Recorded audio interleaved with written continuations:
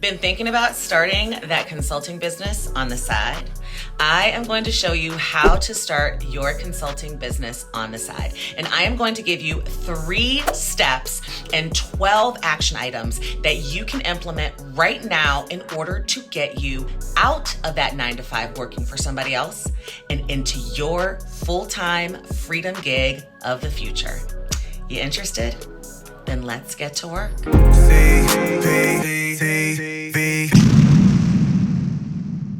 So the first thing that you have to do in order to begin to build this consulting business on the side for yourself is step number 1, which is prepare for the transition.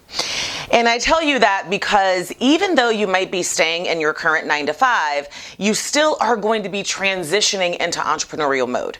And if you guys know me, you know that I always say the first step in becoming an entrepreneur and starting a business and doing any of that stuff is getting your mind right. And that's really what this step is about for you. Applying for the transition includes a couple of action items. So I want you to make sure that you make note of these action items, because in order to really truly prepare for what is going to be a change and a transition, and you're adding things into your life that you're going to have to dedicate yourself to in order to really make this side hustle worth it, then you've got to do 3 steps. The first action item really is to assess your skills. I want you to take time to take inventory of your skills and your expertise. I need you to really sit down and identify what you're passionate about and where your consulting business can thrive. Because consulting businesses are really based off of someone hiring you for your intellectual property and your skill set. And this is your opportunity to really pick a skill set that you know you can do and ultimately that other people are going to pay you for. So spend some time really assessing what you are good at, what you are considered to be an expert in. And sometimes that includes something that you've been doing for a long time, something that you're currently doing in your 9-to-5 really well, and something ultimately that you can be passionate about and continue to see yourself doing into the future. Now, be wary of this particular choice, because sometimes you might be working somewhere full-time and you could ultimately be having a conflict of interest if you are starting a business on the side doing the exact same thing, especially if they think that you're utilizing their resources and their tools. So be very careful, but ultimately you really do want to make sure that this consulting gig that you have on the side, that you can start it, but that most importantly, it is going to be focused around something that you love doing and something that you're really good at. Because if you have to spend time learning something brand new and trying to start a business doing that, it is only going to derail your success, prevent you from ultimately accomplishing the goal that you want to accomplish with this consulting business, like extra income and bringing in additional streams of income, because you're going to spend a ton of time trying to figure out how to actually do the job, which is going to limit your ability to market it, limit your ability to sell it, limit your ability to actually do the business, and ultimately limit your ability to have the side gig. The other action item that you really want to take in this first step in preparing for the transition is to build a financial cushion. And I'm a firm believer of starting businesses on the side first before you go and dive in. Now, that doesn't mean that I'm going to judge you or shun you or anything like that if you decide to just go all in into your entrepreneurial journey. I mean, entrepreneurship is my thing. It's my jam. It's what I believe in. But I do truly feel, especially depending upon where you are in your life, that starting it as a side hustle and working on in that first year to 18 months, building it and growing it so that you can really ultimately see it becoming a full-time thing for yourself is going to be important. And building a financial cushion means that you've got to start by saving a portion of your income in order to create kind of a financial cushion to get this business started. Now, I have talked about that specific thing in detail in a whole nother video.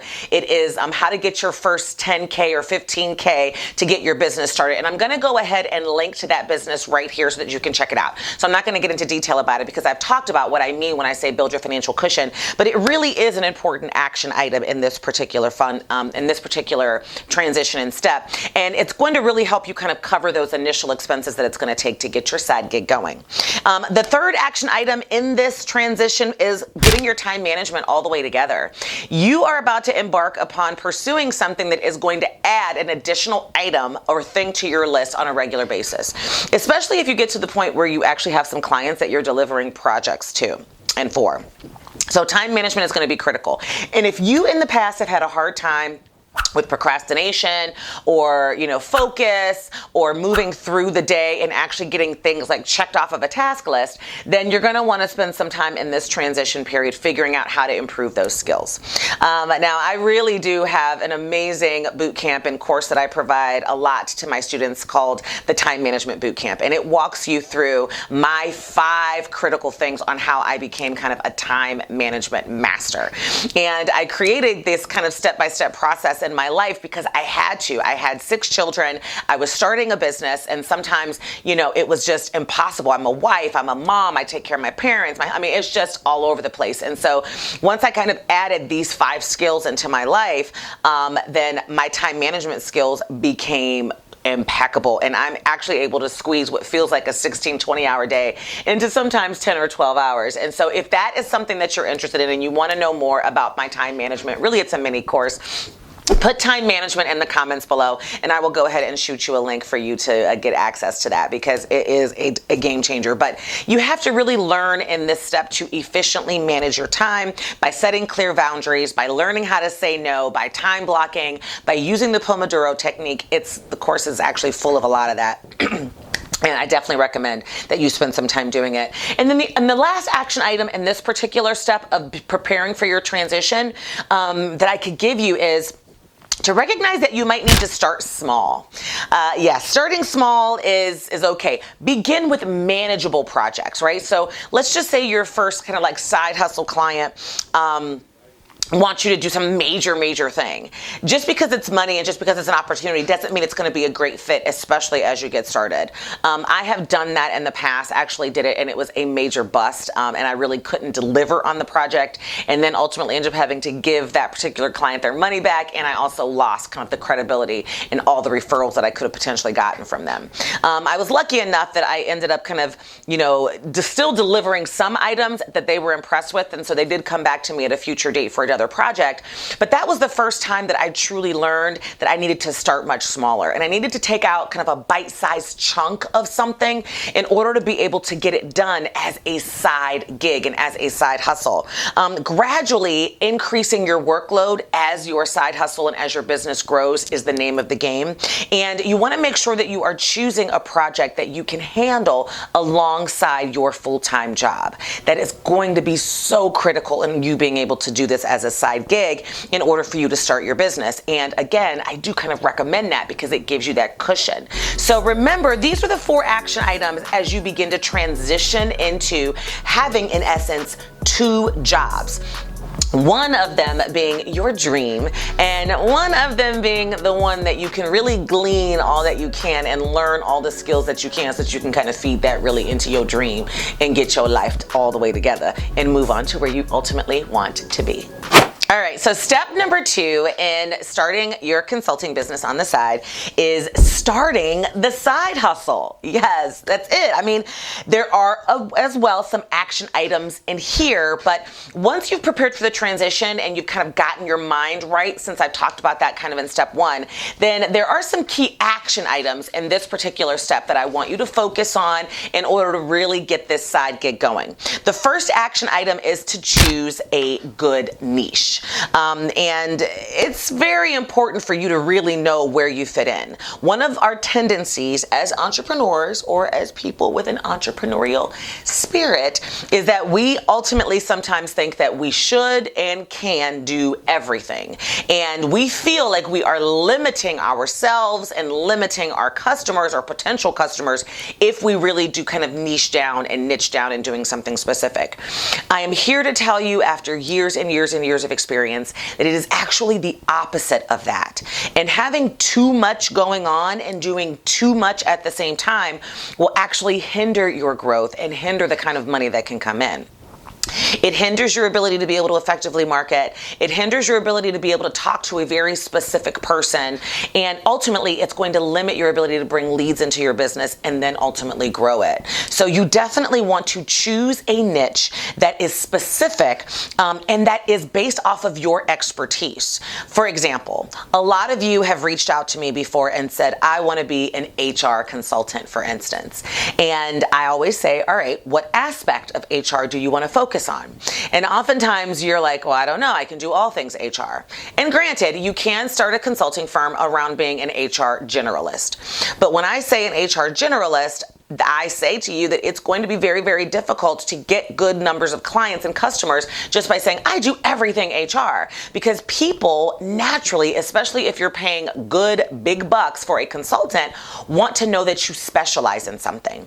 That is the difference between a lawyer and a corporate lawyer, or a defense lawyer, or a prosecuting attorney, or a family lawyer. They have specialties. The same difference between kind of a general doctor practice versus a cardiologist and a nephrologist and a neurologist, right? And the specialists always make more money and always have an easier time growing something. That is the same thing that applies to you, my love. So you have to choose a very specific niche.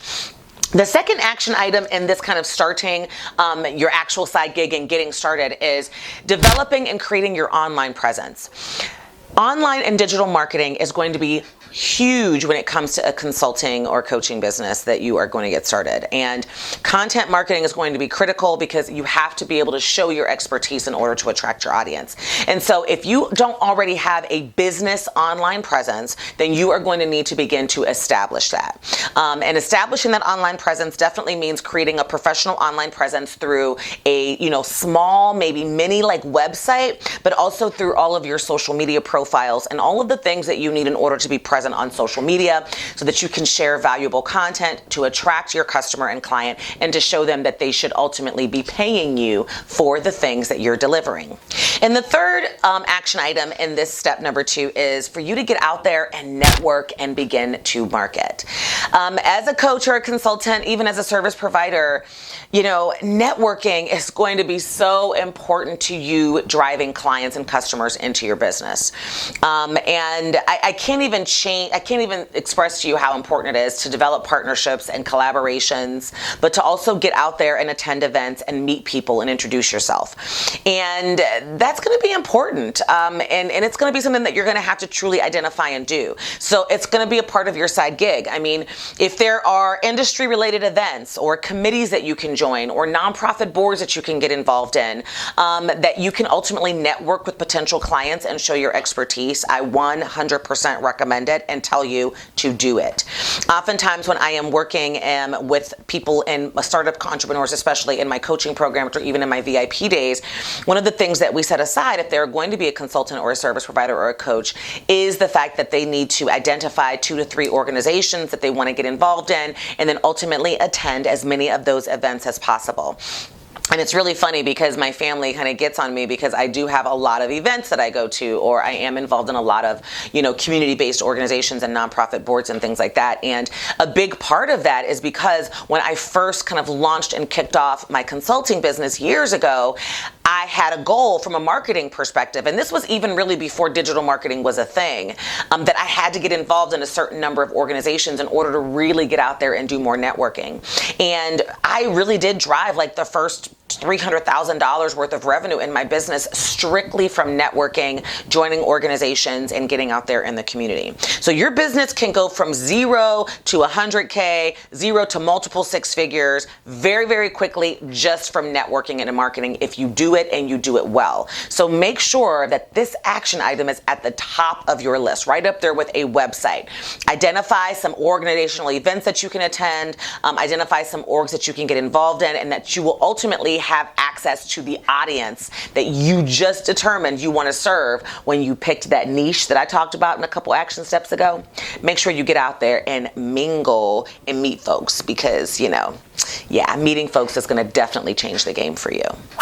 Now, if you are ready to take the plunge into the world of starting your consulting business, I want to make sure that I give you guys one of my favorite free tools, and that it is actually one of my most popular free tools. Thousands of people have downloaded. I'm going to give it to you for free. It is my consulting startup checklist, and it will actually walk you through step by step. It's a cool checklist of giving you the steps that you need in order to pursue starting your consulting business. So I want to make sure that you check that out, and I'm going to click. You can go ahead and access the link in the description or the pinned comments below, or you can grab it right here at this link as well. And then also for those of you who might want my one-on-one help in getting this done, then you're going to want to apply for my coaching or VIP program and day. And ultimately that application will get to me and I'll be able to take a look at it, see if you're a good fit. We will schedule a discovery call to see if we can talk and if we're a good fit for each other and if you like what you hear about joining the program. So you can actually complete that application by going to CherylCperez.com/VIP application and also accessing it in the links or in the comments below. And while you're down there, don't forget to like this video if you are getting some good stuff out of it, because the like definitely helps us achieve our goals of getting to 100,000 subscribers this year, and making sure that I can continue to deliver content just like this to you to help you start and grow your side hustle. Now, step number 3 in getting this whole side hustle and side gig thing going is to really understand what you really do need to get started. And that includes kind of like your tools, the steps, like all of those things. And there you will need about, maybe 10 to 15 specific tools in order to really get started. And in next week's video, as long as you've subscribed, I am going to be diving deeper into the specific tools that you're going to need and what the costs are going to be, which is really going to help you kind of figure out what your starting kind of budget really should be. And I want you to make sure that you check that video out. Stick around. I am here every single Tuesday, so make sure that you check that out because I'm going to dive deeper. But in essence, you are going to need a few kind of categories of tools. And I want to go ahead and kind of walk you through what those are right now. So first, you're going to need communication and collaboration tools. These tools are the ones that facilitate communication with your clients and your team members, and they support collaborative work like your email services, your video conferencing platforms, project management and task software. And these types of tools will typically run you around $200. Then you're also going to need web presence and marketing tools. The tools in this category will help you kind of establish and maintain your online presence, market your service, engage with your target audience. It includes your website builders, your email marketing platforms, and your social media management tools. And these will run you a couple $100s. And then you're also going to need your operation tools. And these kind of run into your financial and accounting things that assist with your financial management, invoicing, and tracking expenses. That'll run you around $100. Your document and file management tools, which will allow you to share documents, store things for organizing, kind of just set up your business filing system, and also give you some online cloud storage, which will run you a couple $100. And then you're also going to need in this area your client relationship management tools, which will help you manage your client information, sell your things, get your proposals and contracts out there, track your interactions, nurture your leads, and really just help you deliver your services, maintaining strong client relationships and improving your customer service. And these tools will run you a couple $100. So there you have it. I mean, when you add up the 200 for communication collaborations, about 200 for web presence and marketing tools, about 100 for financial and accounting tools, a couple $100 for document and file management tools, and then your client relationship management system, you can really get started with all your basics to get your consulting side gig up and running and off the ground for less than $1,000. And you can, and you can also keep going and have an ongoing consulting side gig for less than $1,000 in any given year. And next week, like I said, I'm going to show you more in depth on how and what specific tools I'm talking about. But with getting your side gig going, these are really the 3 steps that you need in order to be able to kind of start an additional stream of income, which I 100% believe in, and also test the waters a little bit while you're still employed and still have that financial cushion to see if becoming a consultant or a coach or a service provider is for you. So there you have it, incredible she bosses, on the verge of starting your own side gig. I am so proud of you. There really is no more excuses that you have to not really be able to move forward with this. And remember, it is all about preparation. It is all about knowing what you are up against, and it is all about building your confidence around becoming the consultant of your dreams. So again, if you've got any questions or you need anything from me at all, please make sure and you put it in the comments below, that you like this video, that you share it, that you also know deep down in your heart that the possibilities are endless, my love. And until next time, I will see you next Tuesday. Have a wonderful rest of your week. Talk to you soon. Bye-bye. Mwah!